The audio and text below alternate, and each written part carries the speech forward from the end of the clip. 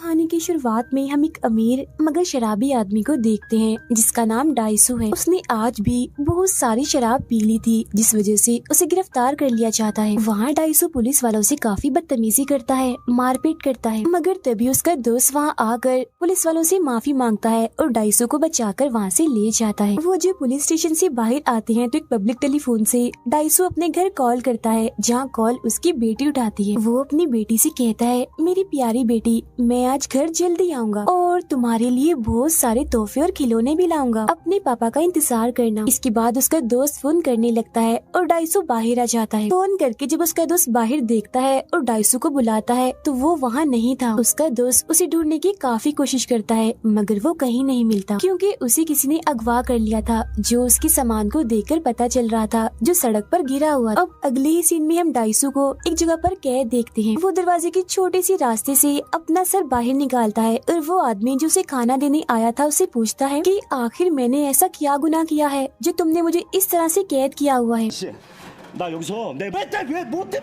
लेकिन वो आदमी उसे कोई जवाब नहीं देता और वो छोटा सा रास्ता लॉक करके वहाँ से चला जाता है। अब डाइसू को कोई अंदाजा नहीं था कि वो लोग उसे एक हफ्ता नहीं, एक महीने नहीं, एक साल नहीं, बल्कि पूरे 15 सालों तक ऐसे कैद करके रखने वाले थे। मगर इसकी पीछे वजह क्या थी, इसके बारे में हमें बाद में पता चलेगा। अब डाइसू अकेला रहकर पागल ना हो जाए, इसीलिए वो लोग उसके कमरे में एक गैस छोड़ देते हैं जिससे उसे नींद आ जाती है। नींद भी ऐसी जैसे वो बेहोश हो। फिर एक दिन उसे गहरी नींद में सुलाकर वो लोग उसके जिस्म से थोड़ा सा खून निकाल लेते हैं और फिर अगले दिन डाइसू को पता चलता है कि उसकी वाइफ का किसी ने कत्ल कर दिया है और पुलिस कत्ल का मुजरिम डाइसू को साबित कर चुकी है, क्योंकि जहाँ कत्ल हुआ वहाँ डाइसू के खून की बूंदें मिली थी। अब इस सब के बारे में डाइसू को पता नहीं, क्योंकि वो तो सोया हुआ था, मगर हम जानते हैं कि वो खून जरूर वही हो सकता है जो वो लोग लेकर गए थे।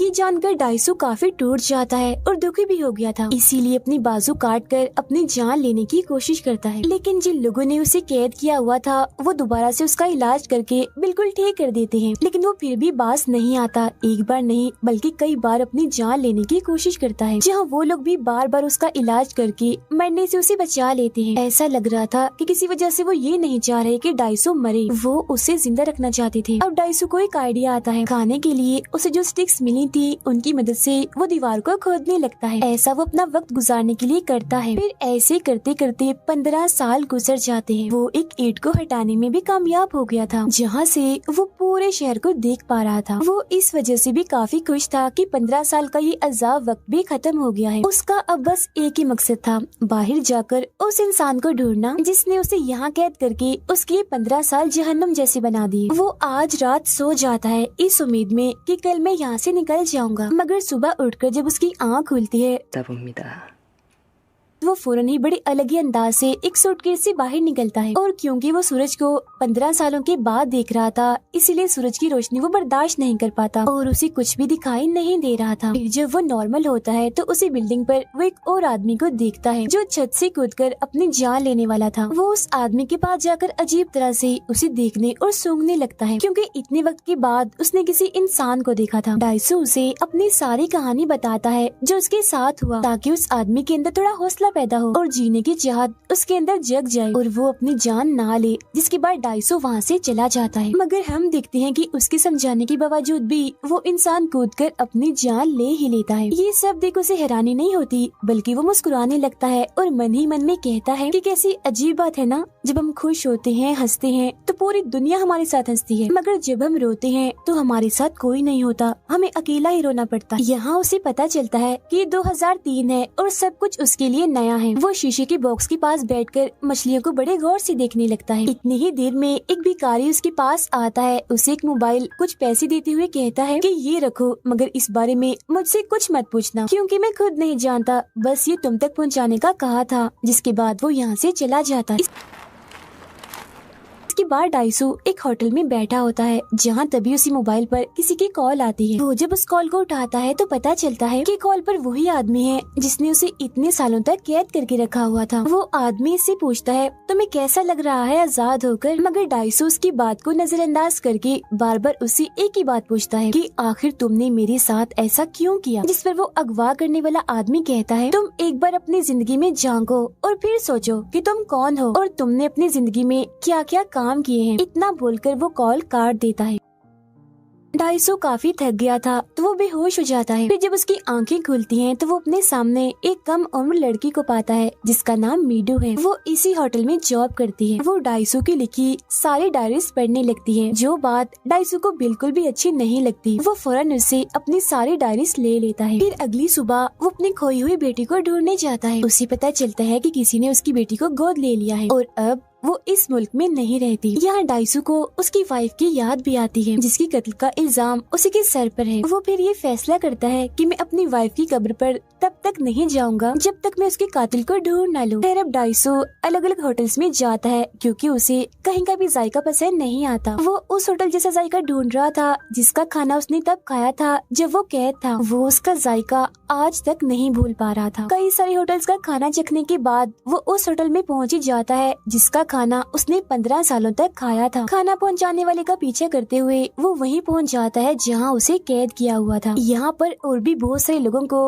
अलग अलग कमरों में कैद किया हुआ था। ये किस्म की जेल थी। डाइसू जेल के मैनेजर को पकड़ लेता है। वो उसके मुंह में कपड़ा ठोंस कर उसके पूरे जिस्म पर टेप्स लगाकर बांध लेता है और उससे बस एक ही सवाल वो पूछता है कि तुम्हें ऐसा करने के लिए किसने पैसे दिए थे, जिस पर वो मना कर देता है कि मैं इस बारे में कुछ नहीं जानता। अब डाइसू एक एक करके उसकी 15 दांत तोड़ देता है और बड़ी बेरहमी से उन्हें बाहर भी निकाल लेता है। और तो और वो यहाँ पर काम करने वाले लोगों को भी बहुत मारता है, मगर वो लोग काफी ज्यादा थे तो वो खुद भी काफी जख्मी हो गया था। वो फिर अधमरी हालत में खून में लथपथ बाहर आता है और फौरन गिर जाता है, जहाँ तभी एक आदमी उसकी मदद करता है और फौरन उसे गाड़ी में बिठाता है। हैरत ये थी कि वो डाइसू को उसका नाम लेकर बुला रहा था, जिससे डाइसू को उस पर शक हो जाता है, मगर उसमें इतनी हिम्मत नहीं थी कि उसका पीछा करता। डाइसू को जब होश आती है तो वो अपने सामने मीडू को पाता है जिसने उसके सारे जख्मों को सीकर बिल्कुल ठीक कर दिया था। वो अपने साथ कुछ ऑडियो टेप्स भी लाया था जिन्हें एक एक करके वो सुनने लगता है। यहाँ उसे सिर्फ एक ही बात पता चलती है और वो ये कि जिस आदमी ने भी उसे अगवा करके कैद किया था उसे डाइसू से बस एक ही शिकायत थी कि वो बोलता बहुत है और उसकी जुबान बहुत जलती है। इसके बाद वो अपने उसी दोस्त के पास जाता है जिससे 15 साल पहले वो अलग हो गया था, जो उसे पुलिस से आजाद करके लाया था। जैसे वो डाइसू को देखता है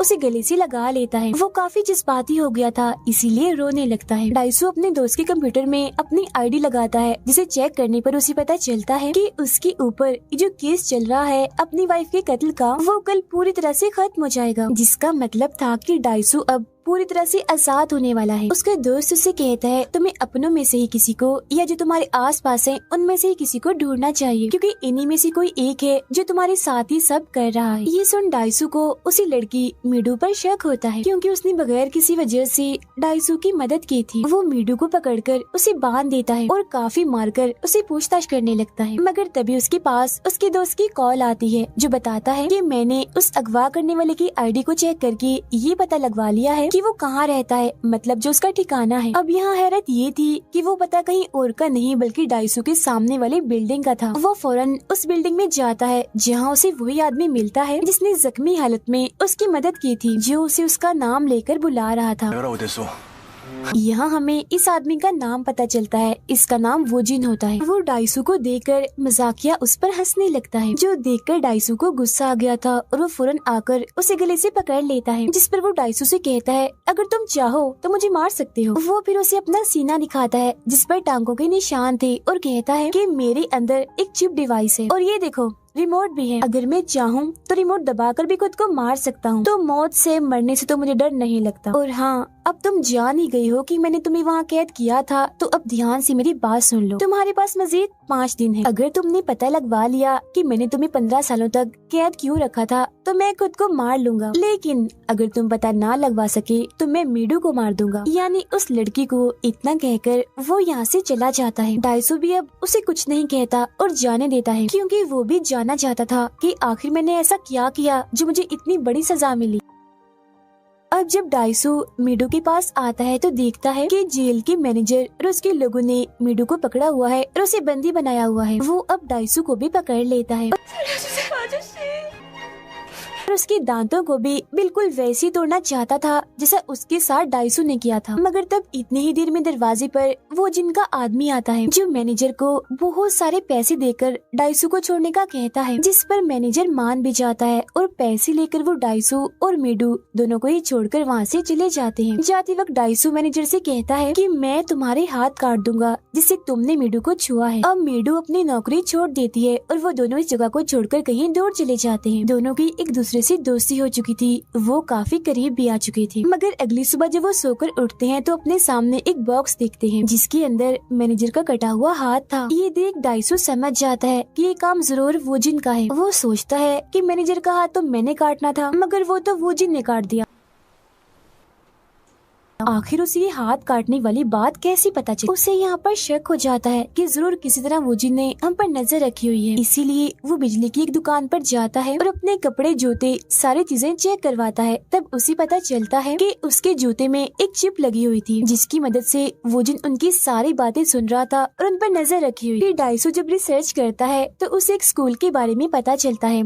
ये वही स्कूल था जिसमें वो पढ़ता था। वो स्कूल में जाकर छानबीन करने लगता है जहाँ उसे एक लड़की के बारे में पता चलता है, मगर उसकी तस्वीरें वहाँ से हटा दी गई थी। तब डाइसू अपने दोस्त को कॉल करके पूछता है, क्या तुम इस लड़की के बारे में जानते हो? जिस पर उसका दोस्त कहता है कि हाँ, ये तुम्हारी क्लास में तो पढ़ा करती थी, मगर एक दिन उसने नदी में कूदकर अपनी जान ले ली और ये लड़की पूरे स्कूल में बदनाम थी क्योंकि लोगों का कहना था कि वो अच्छी लड़की नहीं है, उसने गलत ताल्लुक बनाए हुए हैं। अब यहाँ साइड में ही अपने सिस्टम पर वोजिन भी बैठा हुआ था। उस लड़की के बारे में ये सारी बातें सुनकर उसे बहुत बुरा लगता है। इसीलिए वो डाइसू के दोस्त के पास जाकर उसे इतना पीटता है कि जान से ही मार डालता है।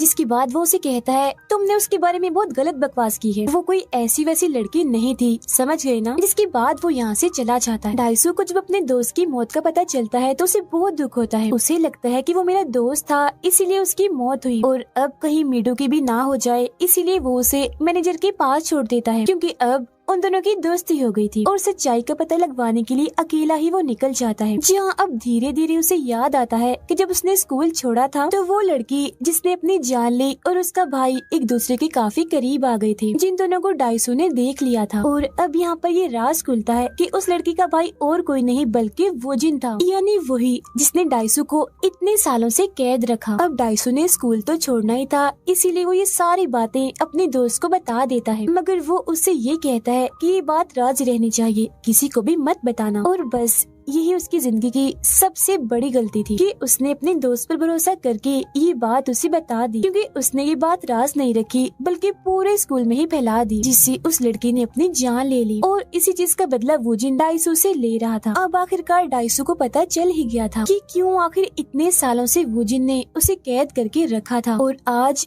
5 दिन भी पूरे हो गए थे जो वोजिन ने उसे दिए थे। जब उसे सच्चाई का पता लगवाना था, वो वोजिन के पास जाता है, कहता है मैंने सच्चाई का पता लगवा लिया है और अब तुम्हें अपने वादे के मुताबिक, अपनी कही बात के मुताबिक मरना होगा। और तुम कितने बुरे और घटिया इंसान हो, अपनी बहन को भी नहीं छोड़ा। इससे भी बढ़कर ये कि तुमने खुद ही उसकी जान ले ली ताकि किसी को भी तुम्हारे नाजायज ताल्लुकात का पता न चले, और इसे नाम दे दिया खुदकुशी का। उसकी ये सारी बातें सुनकर वोजिन हंसने लगता है, कहता है हाँ, मैं ये चाहता तो था कि ये बात किसी को पता ना चले, मगर जहाँ तुम जैसे पागल इंसान होते हैं वहाँ ऐसा कहाँ होता है। राज नहीं रहते, सिर्फ तुम्हारे मुंह खोलने की वजह से ये बात सबको पता चल गई। मेरी बहन ने सबके दबाव में आकर अपनी जान ले ली। और हाँ, तुम्हें एक मजे की बात बताऊं, मैंने तुम्हें और मीडू को हिप्नोटाइज किया था, मतलब कि तुम्हारे दिमागों को कुछ वक्त के लिए अपने कंट्रोल में कर लिया था। इसीलिए जागने के बाद तुम सब कुछ बिल्कुल वैसा ही कर रहे थे जैसे तुम्हें करने को कहा गया था। मतलब कि तुम और मीडू जो एक दूसरे के करीब आए वक्त गुजारा, वो बस कुछ देर का था जो हमने करवाया।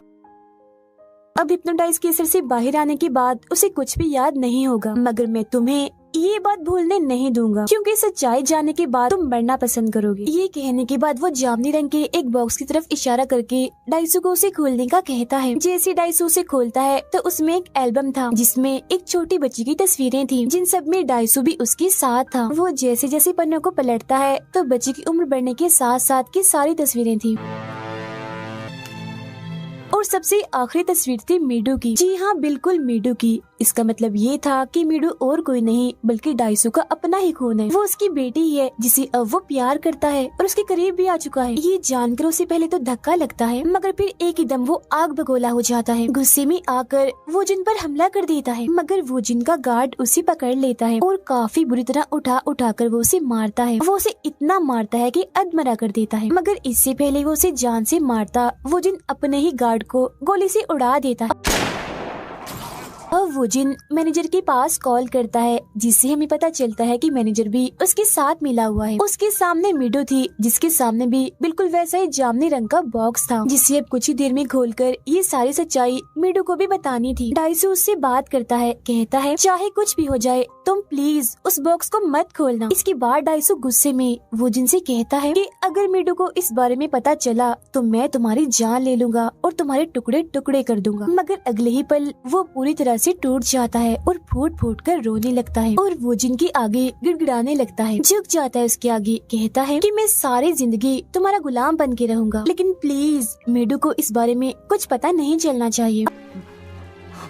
अब उसकी ऐसी हालत देखकर वो जिनको उस पर तरस नहीं आता बल्कि वो उस पर हंसने लगता है। डाइसू यहाँ पर समझ जाता है कि मुझे क्या करना है जिससे वो ये राज छुपा लेगा। वो कैंची लेकर अपने ही हाथों से अपनी जुबान काट लेता है, जो बहुत ही दर्दनाक सीन होता है। ऐसा उसने इसलिए किया था क्योंकि उसकी जुबान ही थी जो वो जिनको बिल्कुल भी पसंद नहीं थी, क्योंकि सच में वो उसके कंट्रोल में भी नहीं थी। जिसके फौरन बाद वो जिन मैनेजर के पास कॉल करके उस बॉक्स को खोलने से मना कर देता है। वो उसे ऐसे ही छोड़ के जाने वाला था, मगर जाते जाते वो कहता है ओहो हो सब तुम्हारे सामने आ गया है, अब तुम ही शर्मिंदगी में कैसे जियोगे, तुम्हें अब मर जाना चाहिए। ये कहकर वो यहाँ से चला जाता है, मगर तभी उसकी चिप डिवाइस का रिमोट नीचे गिर जाता है, जो देख डाइसू फौरन उसे उठाकर उसका बटन दबा देता है ताकि वो जिन मर जाए। लेकिन वो जिन को इससे कुछ नहीं होता क्योंकि वो बस स्पीकर का एक रिमोट था और अब तक वो डाइसू को पागल बनाता आ रहा था। अब आज यहाँ वो जिन का बदला पूरा हो गया था। वो उस दिन को याद करता है जब उसकी बहन ने अपनी जान ली थी नदी में कूदकर। वो काफी दुखी होकर रोने लगता है और क्योंकि उसके जीने का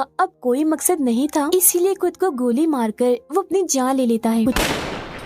कुछ वक्त के बाद हम डाइसू को देखते हैं जो इसी शर्मिंदगी के साथ जी रहा है और फिर तंग आकर एक दिन वो एक डॉक्टर के पास जाता है और कहता है कि तुम मेरे दिमाग से उन सब यादों को मिटा दो जिनमें मेरी बेटी का जिक्र है। जिस पर वो डॉक्टर कहती है मैं ऐसा कर तो दूं, मगर जो एक्सपेरिमेंट करके मैं तुम्हारी यादें मिटाऊंगी वो एक्सपेरिमेंट फेल भी हो सकता है। मगर डाइसू फिर भी ये एक्सपेरिमेंट करवाना चाहता है क्योंकि वो इन बुरी यादों से जान छुड़वाना चाहता है। जिसके बाद डॉक्टर उसकी वो यादें मिटा देती है और जब उसकी आंखें खुलती हैं तो वो बिल्कुल अकेला था। मीडू उसकी तलाश करते करते वहाँ आ जाती है और फौरन उसके गले से लग जाती है। डाइसू के चेहरे पर भी मुस्कुराहट आ गई थी, मगर तभी धीरे धीरे वो रोने लगता है, जिसका मतलब साफ था कि उसका एक्सपेरिमेंट फेल हो गया है और डाइसू को अभी भी सब कुछ याद है और हमेशा याद रहेगा, जो उसे तकलीफ देता रहेगा। अब कहानी हमें ये सबक दे रही है कि जितना हो सके उतना ही हमें गलतियों से बचना चाहिए, मगर अगर कोई दूसरा इंसान गलती कर दे तो हमें उसका राज रखना चाहिए, उसकी बात किसी को भी नहीं बतानी चाहिए, हमेशा अपने दिल में दफन कर लेनी चाहिए, क्योंकि अगर जाने अनजाने में हमने उसकी बात किसी को बता दी तो हो सकता है कि उसकी हमें सजा भुगतनी पड़े। जैसा हमने दूसरों के साथ किया हो वैसा हमारे साथ ना हो जाए, जैसा कि डाइसू के साथ हुआ। इसीलिए हमेशा दूसरों की बातों को नजरअंदाज करना सीखें और अपनी जुबान पर